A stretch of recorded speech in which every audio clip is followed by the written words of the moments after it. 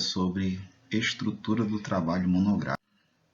Primeiro, na estrutura, no geral, nós temos 3 tipos de elementos, que são os elementos pré-textuais, os elementos textuais e os elementos pós-textuais. Os pré-textuais são os elementos que vêm antes realmente da efetiva escrita da sua monografia, né? Das partes que você vai realmente escrever a punho próprio, que são os elementos textuais, introdução, desenvolvimento e conclusão. E os elementos pós-textuais são referências, apêndice, anexo, esse tipo de coisa, certo? Então, vamos abordar cada um desses elementos, tanto os pré, quanto os textuais, quanto os pós, para não ficar dúvida nenhuma sobre o que fazer em cada parte, ok? Bom, na capa, o que tem que ter na capa, obrigatoriamente? Nome da instituição, algumas instituições colocam isso como opcional, né? Mas é interessante, é lógico, sempre colocar o nome da instituição, nome do autor, título, subtítulo se houver, número de volumes, dificilmente esse é o caso, né? Local, que é a cidade onde você vai apresentar a sua monografia, e o ano da entrega. Eu já vou mostrar aqui um exemplo de como é uma capa, ok? Na lombada, o que é lombada? Lombada é aquela lateralzinha da monografia, a parte lateral, que quando você bota ela na sua estante é a coisa que você vê, aquela partezinha lateral. O que é que tem que ter? Nome do autor impresso longitudinalmente, legível do alto para o pé da lombada, certo? Ou seja, da parte de cima até a parte de baixo da monografia tem que estar lá o nome deitado, né? Título do trabalho e elementos de alfanumérico de identificação, né? Se seu trabalho for volume 1, volume 2, tiver esse tipo de coisa, né? Tem que ter também na lombada, ok? A lombada ela fica numa folhazinha separada, porque quando você for mandar imprimir na gráfica, né, já vai sair impresso na lateralzinha do seu trabalho. Quando você for entregar a parte impressa na biblioteca, tem que ter a lombada, obrigatório. Folha de rosto é a segunda folha após a capa. Já vou mostrar também um exemplo de folha de rosto. É obrigatório, tá? Na folha de rosto já tem mais detalhes do que na capa. Tem aí o nome do autor, título principal do trabalho, subtítulo se tiver, né, número de volumes, natureza, se seu trabalho é uma tese, uma dissertação, se é um TCC, se é uma monografia, qual o objetivo desse seu trabalho. Tem lá no cantinho lá, tipo, monografia de graduação com objetivo de obtenção do título de graduado em Física na Universidade Estadual do Ceará e tal. Então, esse texto já é um texto pré-definido que já vem no guia de normatização da sua instituição, ok? Quando você pegar lá o guia de normatização, já tem um texto lá, você só vai editar com os elementos que você precisa. Nome do orientador, local e ano, certo? Também pode ter o nome do co-orientador, caso você tenha um co-orientador também, ok? Tá aqui um exemplo de capa, tá aqui o nome da universidade lá em cima, o seu nome do autor, né? Título do trabalho e lá embaixo a cidade e o ano. Simples, bem simples. Na folha de rosto tem aqui aquele textozinho que eu disse, trabalho de conclusão de curso apresentado como requisito parcial a obtenção do grau de bacharel em física, né? Pela Universidade Estadual do Ceará, Universidade Federal do Ceará, Universidade FIVALE, qualquer que seja, ok?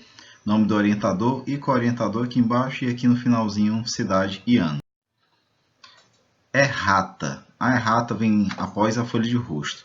A errata é no caso de, na sua monografia, teve algum texto, alguma palavra, alguma coisa que estava errado, algum conteúdo errado, você pode botar lá uma errata, uma paginazinha separada, dizendo em que folha, em que linha, o que é que está escrito, o que é que deveria estar escrito, certo? É uma forma de você corrigir a monografia depois que já está impressa, depois que já está na biblioteca, né? Folha de aprovação. A folha de aprovação é aquela folha onde tem as assinaturas dos professores. Essa folha você vai levar no dia da apresentação da sua monografia, certo? Você vai entregar para o seu orientador. Normalmente, o número de cópias que tem lá é o número de membros da banca mais um, porque às vezes ficam na coordenação, né? Então, na verdade são mais 2, eu acho. Enfim, o seu orientador vai dizer quantas vezes você tem que imprimir essa folha de aprovação para poder ter as assinaturas e tal. E Fora a folha de aprovação, não tem aqui nesse material, tá? Também existe uma declaração que tem que ser levada lá para ser assinada no dia da apresentação. Essa declaração ela serve para os membros da banca para eles colocarem no currículo deles, que eles participaram naquela banca. Assim como seu orientador também, certo? Já tem um modelo na coordenação do seu curso, né? Então você só vai lá, dá os dados da sua monografia, o secretário ou a secretária vai imprimir e você leva as cópias lá no dia da apresentação. A folha de aprovação ela faz parte da sua monografia, mas você vai levar no dia da apresentação. Lá já tem a natureza, o objetivo, nome da instituição, área de concentração, data de aprovação, se você foi aprovado ou não foi aprovado, né? Espero que seja aprovado. Titulação, assinatura dos componentes da banca, né? A data de aprovação e as assinaturas dos membros componentes da banca são colocadas após a aprovação do trabalho.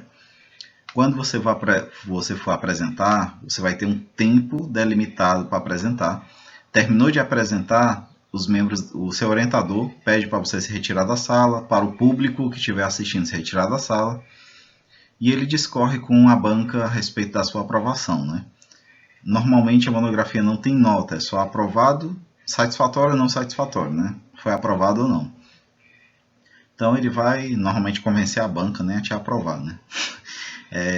A banca vai trazer sempre aquelas alterações desejáveis, né, em concordância com seu orientador. Você vai fazer a alteração, eles vão deixar aprovados com essa ressalva de que você faça as alterações que eles vão deixar, certo? Dedicatória. A dedicatória é opcional, mas praticamente todo mundo usa, certo? Então você vai dedicar o seu trabalho a alguém, a sua família, ao seu cachorro, ao seu papagaio, o que quer que seja, uma folha separada. Tem aqui as margens, né, de 2 centímetros da direita e 8 centímetros da esquerda. Ela é mais próxima do lado direito da folha, certo? Agradecimento, né? O pessoal confunde dedicatória e agradecimento. Na dedicatória você dedica o seu trabalho a quem você quiser. Sua mãe, seu pai, sua família, seu tio, sua tia, seu primo, seu cunhado, quem você quiser. Agora o agradecimento, você vai agradecer as pessoas que te ajudaram nessa trajetória até chegar nesse trabalho final, né, para concluir seu curso, né? Seu orientador, alguns professores te ajudaram, alguns colegas do curso, né? Sua família, né? Então são folhas distintas, né? Nenhum deles é elemento obrigatório, mas normalmente as pessoas escrevem, né? A epígrafe é um elemento que a maioria gosta de colocar. É uma frasezinha que você coloca lá numa folha, certo? Indicando quem é o autor daquela frase, que você acredita que tem a ver com o seu trabalho, né? Pode haver epígrafes na entrada das seções primárias, dos capítulos também, não tem problema. Às vezes a pessoa quer fazer um trabalho assim bem filosófico, né? No começo de cada capítulo, antes do capítulo, tem uma folhezinha de epígrafe, né? Com aquela frasezinha lá no final, tipo, com grandes poderes tem grandes responsabilidades. Embaixo você bota lá, tio Ben, né? O autor da frase. Resumo na língua vernácula. Esse é o resumo mesmo, resumo, certo? Do seu trabalho. Ele tem que ser no formato de um parágrafo só, né, de 150 a 500 palavras. Isso aqui é a norma 6028 da NBR, certo? Da BNT. Mas o guia de normatização da sua instituição pode ser um pouco divergente sobre isso, não tem problema. Mas essa aqui é a base, tá? Praticamente todas as instituições utilizam essa base aqui. Você usa algumas palavrinhas-chave. Você não é que nem um vídeo de YouTube que você vai entupir de palavra-chave para o pessoal encontrar seu vídeo. São poucas palavras-chave que tem a ver com o seu trabalho mesmo, certo? Os espaços é 1,5, né? Que em todo o seu trabalho o espaçamento é 1,5. E ele diz aqui mais ou menos como é que é o formato da apresentação do seu resumo, né? Tem lá o título, que é resumo mesmo, o título. O texto do resumo em espaçamento 1,5. As palavras-chave no final do resumo têm que ser alinhadas à esquerda, devem ser separadas entre si, né, com a vírgula, com espaço, e no final tem um ponto, tá? Resumo em língua estrangeira. Normalmente a gente adota o resumo em inglês, que a gente coloca lá abstract, né, que é o resumo em inglês. mas em alguns estados, em alguns países, eles podem pedir um resumo em espanhol, pode pedir um resumo em francês, e assim vai, depende de onde você está, de onde você está apresentando seu trabalho. Né? Tem cidades do sul em que se fala português e alemão, aí você tem que botar um resumo em português e um resumo em alemão, né? A sua instituição pode pedir. É a mesma coisa do seu resumo, só que na língua estrangeira. Basicamente isso. E as palavras-chave já tem o nomezinho para a palavra-chave em cada idioma, né? Então você tem que ver. Em inglês é keywords, né? Em espanhol palavras-clave e assim vai. Lista de ilustrações. Se o seu trabalho tem muitas figuras, você monta uma listazinha para a pessoa saber encontrar cada figura direitinho em que página está, certo? As ilustrações podem ser figuras, quadros, gráficos, lâminas, plantas, fotografias, organogramas, fluxogramas, esquemas, desenhos, qualquer tipo de ilustração gráfica, né, é classificado como ilustração. Se o seu trabalho tem muito de uma determinada coisa, também pode ter, tipo, se tem muitas figuras, pode ter uma lista de figuras, né, e assim se segue. No geral, você junta todas essas entidades ilustrativas e coloca numa lista de ilustrações só, certo? Lista de tabelas, mesmo esquema da lista de ilustrações. Ela também é um elemento opcional, vai depender se o seu trabalho tem muita tabela, né? Aí você monta uma listazinha de tabelas, ok? Lista de abreviaturas e siglas. Na maioria dos trabalhos você usa muitas siglas, muitas abreviações. Então, a primeira vez que você cita no seu trabalho a abreviação ou uma sigla, você coloca a sigla e o que ela significa. Depois você vai colocando só a sigla. Então, existe um índicezinho, né, para você saber o que significa cada sigla, porque de repente a pessoa está lá já no final do seu trabalho, aparece uma sigla que você falou lá no começo, a pessoa nem lembra mais o que é e não vai saber onde foi a primeira citação. Então ela vai na lista de abreviaturas e siglas e vê o que significa, ok? Lista de símbolos para quem trabalha com muitas equações é essencial, né? Você bota lá, às vezes você usa muitos ângulos, alfa, beta, gama, delta, coloca tudo lá na lista de símbolos e que cada um significa, certo? O sumário é um elemento obrigatório, é o nosso famoso índice, né? Eu vou dar uma dica aqui de como gerar um sumário automaticamente no Word, tá? Que é o editor de textos mais utilizado. O sumário ele tem que estar todo direitinho, com espaçamento ok. Você não pode sair colocando capítulo 1 e botando os pontos manualmente até chegar lá no número da página, porque de repente você vai alterando seu trabalho, aquele número de página muda, e aí você vai ter que mudar o sumário também, fica tudo desalinhado. Então, o que eu sugiro é que você faça isso automaticamente no Word. Eu vou já ensinar aqui vocês como é que faz isso no Word. A NBR 6024, ela ensina quais são os padrões do sumário, tá? Bom, quais são as regras gerais para a apresentação do sumário? A palavra sumário tem que estar centralizada e com a mesma tipologia das seções primárias. A mesma fonte, o mesmo tamanho e tal que você usou no título dos seus capítulos vai ser a mesma configuração para o título do sumário. A palavra sumário e tem que estar centralizada. Tem gente que entrega o trabalho com o sumário alinhado à esquerda. Não pode, tá? Tá fora da ABNT. A suborganização dos itens deve ser destacada pela apresentação tipográfica apresentada no texto. Se você botou a seção 1.1.1 em itálico, no sumário também tem que estar em itálico, tem que ser a mesma tipologia do texto. Os elementos pré-textuais não constam no sumário, né? Tem gente que faz aquele loop infinito, né? No começo do sumário, a pessoa bota lá em que página está o sumário. Se você já está no sumário, para que você quer saber onde é o sumário, se você já está no sumário, né? Não faz sentido. Enfim. E também os elementos pré-textuais que estão antes do sumário também não faz sentido entrar no sumário, porque você passou por eles para chegar no sumário, né? É uma questão de lógica. Enfim. O que mais nós temos aqui? O nome dos autores para cada título e subtítulo. Às vezes o seu trabalho tem vários autores em vários capítulos diferentes, né? Por exemplo, tem congressos em que você publica seu artigo e seu artigo vira um capítulozinho de um livro que é publicado para aquele congresso. Então, naquele capítulo, quando tiver lá no sumário, tem que ter o nome do autor. No caso de monografia, dificilmente você vai colocar lá um capítulo que não é de sua autoria, né? Mas se houver na sua monografia, na sua tese, né, aí você coloca, tá? O espaçamento é um e-mail. Eu já disse que o trabalho todo é praticamente um e-mail, muda em pequenas partes do trabalho, como citações, esse tipo de coisa, né? Aqui tem os detalhes, tá? A paginação deve ser apresentada sob uma das seguintes formas abaixo: o número da primeira página, o número das páginas inicial e final, o número das páginas em que se distribui o texto. O que isso quer dizer? Vamos supor que seu capítulo 1 é na página 23 e ele termina na página 35. Então, você pode botar no seu sumário só capítulo 1, página 23.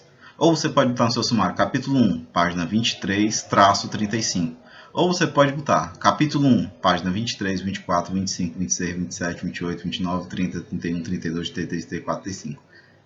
Beleza, que essa última forma não fica muito otimizada, mas existem elementos do sumário que, dependendo do tipo de trabalho que você está apresentando, que eles se espalham no decorrer do seu trabalho. Então, esse último elemento, essa última forma de apresentação, dizendo que página está cada parte desse elemento, é interessante, né? Bom, se não houver um único sumário, poderão haver traduções dos títulos após os títulos originais, né? Por exemplo, se o seu trabalho tem só aquele sumário no começo, você pode colocar o título e pode colocar ainda o título em outro idioma, né? Que você achar relevante. Se o seu trabalho tiver mais de um sumário, tiver um sumário no começo e um sumário no final, ou um sumário e depois outro sumário, porque às vezes, por exemplo, você está num país onde falam 2 idiomas. Então você vai ter que botar um sumário no idioma principal e um sumário no idioma secundário. Pode ser. Agora, se você quiser compactar tudo em um sumário só, você bota o idioma principal e depois embaixo você bota o idioma secundário. Não tem problema, tá? Beleza. Aqui eu vou explicar como você faz o sumário automático no Word. Você escreve o seu capítulo, capítulo 1, introdução. Beleza. Você seleciona esse texto, capítulo 1, introdução, ou então 1 ponto, introdução, e coloca aqui na parte de página inicial do seu Word, seleciona essa parte aqui, ó, título 1. Porque quando você seleciona isso, o Word vai saber que aquele texto ali que você destacou como título 1 é um título principal do seu trabalho. Quando você clica com o botão direito aqui no título 1, você pode configurar o tamanho da fonte, se é negrito, se é itálico, o que você quiser, certo?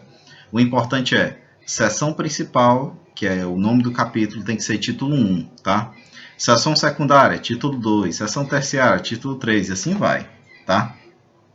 A BNT, se eu não me engano, ela resguarda até a seção quinquanária, como é que é a apresentação. Mas normalmente nos trabalhos a gente usa só primária, secundária e terciária, né? 1, 1.1, 1.1.1, 1.1.2 e assim vai, beleza? Fazendo isso, o que vai acontecer? Você vai aqui na parte de referências, bem no cantinho tem lá sumário, clicou nele, você tem os tipos de sumário. Então você pode selecionar esse primeiro aqui, normalmente é o que o pessoal mais usa.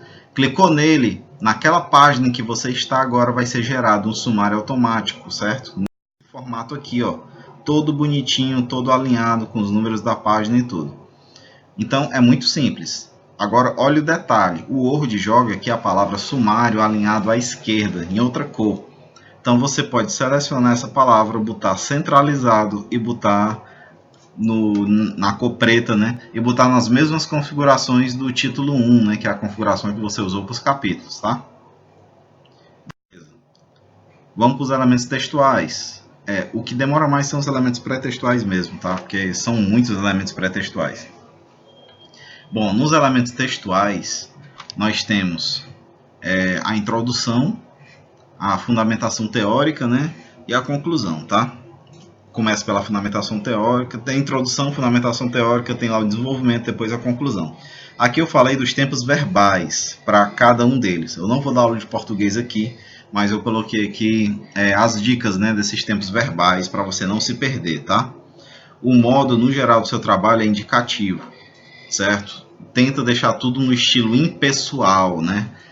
Bom, observou-se tal, tal, tal, tal, tal, sabe-se tal, tal, tal, tal. Você não pode dizer sabemos, porque é você e quem mais que sabe, entendeu? Então é tudo no estilo impessoal, terceira pessoa do singular, no modo indicativo. E aí você, dependendo da parte em que você está do seu trabalho, você pode usar um pretérito perfeito para os resultados e um pretérito imperfeito para os comentários. Então, foi observado, né, que aconteceu isso, isso e isso. Foi observado, pretérito perfeito. Agora no comentário, bom, se não tivesse sido observado, né, ou seja, você colocou uma condição aí para o pretérito perfeito. Eu coloquei aqui umas conjugações, né, as 3 conjugações dos verbos para o pretérito perfeito para o pretérito perfeito, para vocês lembrarem aí de como é o formato dessas conjugações verbais, tá? Para não cair no seu trabalho. Bom, a introdução ela segue o NBR, a 14724, tá? Que é da BNT 2011. E ela tem que ter, tipo, toda a delimitação do assunto que vai ser tratado na sua pesquisa, no seu trabalho. Então, você vai dar uma geral do seu trabalho na introdução. Mas você não apresenta resultados na introdução, você dá só uma geral para a pessoa entender do que se trata aquele trabalho. Então, ela também tem que ter a justificativa, por que você escolheu esse tema, por que esse tema é importante, que fatores levaram a você encontrar determinadas soluções para o problema que você vai apresentar, né? Aqui eu colocado aqui, tipo, o que deve ter na sua introdução. O tema da monografia, os problemas da pesquisa. Ah, eu quero falar sobre o uso de tecnologias no ensino de física. Qual o problema? O problema é que os alunos têm notas baixas quando a aula é expositiva. Então, quais são as hipóteses? Ah, vamos sair um pouco da aula expositiva, vamos trazer umas tecnologias, fazer uns experimentos, fazer umas simulações, trazer algo interessante para essa aula, né? Isso seriam as hipóteses, né? O que você pode fazer para melhorar? O objetivo geral do seu trabalho é melhorar o ensino de física, melhorar a absorção do conhecimento na física, no ensino médio, o que quer que seja. Tudo isso tem que ser apresentado na introdução, né? Não com tantos detalhes, mas tem que ser apresentado na introdução. Assim como a metodologia do que você vai fazer no seu trabalho. Às vezes você vai aplicar um determinado tipo de procedimento, né, para tentar resolver o problema. Então você tem que ver qual a metodologia que vai ser utilizada para a aplicação desse procedimento, tá? No desenvolvimento, você tem toda a explicação do problema central da sua monografia, né? O objeto de estudo, o problema de investigação e as hipóteses, né, que você vai levantar e as técnicas utilizadas para obter os dados, para poder resolver as hipóteses, para poder apresentar essas hipóteses, né, da sua monografia. Detalhe, desenvolvimento você vai levantar é o recheio da sua monografia, né? Então realmente o que você quer apresentar na monografia, tá? Depois, sim, na introdução, no desenvolvimento, tem que ter essas 3 partes aqui, tá? Revisão de literatura, você não sai jogando na cara da pessoa tudo que você quer apresentar se a pessoa nem sabe muito bem o que aquele tema representa. De repente você quer falar sobre a equação de Guimarães, né? E você está apresentando um curso de física, não um curso de urbanização, não um curso de arquitetura. Então a pessoa não sabe o que significa a equação de Guimarães. Então você tem que trazer uma revisão de literatura sobre essa equação para poder a pessoa se situar, né? Entender o que vai acontecer ali, né? Na metodologia, você vai dizer como você vai aplicar os procedimentos que você vai aplicar. E depois você vai ter que trazer os resultados e análise desses resultados, né? Se foi satisfatório, se não foi, se você descobriu uma solução ou se você descobriu algo que, tipo, uma forma de não fazer aquilo, entendeu? A conclusão do seu trabalho, você diz assim, tudo que foi encontrado, quais foram as conclusões a respeito dos objetivos e as hipóteses, é o final do seu trabalho. Você vai dizer se aquele método é potencial, se ele vai dar certo, se ele não vai dar certo, esse tipo de coisa, certo? Quais são as limitações de estudo. Normalmente eu digo o seguinte, comece seu trabalho pela fundamentação teórica, porque você normalmente sabe, no geral, o que você quer fazer, mas você não sabe especificamente o que você quer fazer. Quando você começa a escrever sua fundamentação teórica, você normalmente vê elementos que se destacam ali. Então, esses elementos que se destacam te ajudam a encontrar o foco da sua monografia, né? Os elementos protextuais, a gente tem as referências, que são de acordo com o guia de normatização da sua instituição. Se não tiver lá no guia, você pode recorrer à NBR 6023 da BNT, que tem lá, bem direitinho, tudo como tem que ser exatamente a referência, né? Nome do autor, o nome da obra, o ano e tal, a página, tudo bem direitinho. O glossário é opcional, você pode fazer uma lista por ordem alfabética das palavras que são mais restritas, palavras mais difíceis de se compreender, que não é uma compreensão de senso comum, né? Os apêndices e os anexos, tá? Os apêndices são elementos opcionais que você pode... São ideias suas, né? Algum capítulo que não se encaixou na sua monografia, você joga lá no apêndice. De repente você está falando de um tema que você pensa, puxa, seria interessante se a pessoa entendesse um pouco sobre essa outra coisa aqui. Mas essa outra coisa não se encaixa aqui totalmente na minha fundamentação teórica. Então, joga isso como apêndice, tá? Porque aí, se a pessoa se interessar, ela vai lá no apêndice e procura. Os anexos normalmente são documentos, né? Tipo, você vai fazer uma pesquisa científica num microscópio eletrônico de varredura. O microscópio traz aquele arquivo de texto enorme com as leituras. E você pode botar lá nos anexos, porque você pode achar que é interessante uma pessoa fazer uma reanálise do seu trabalho a partir daqueles dados, né? Pode acontecer, tá? E é isso, galera. Espero que tenham gostado, espero que tenha sanado aí as principais dúvidas a respeito da elaboração desse trabalho tão importante, tá? E obrigado aí.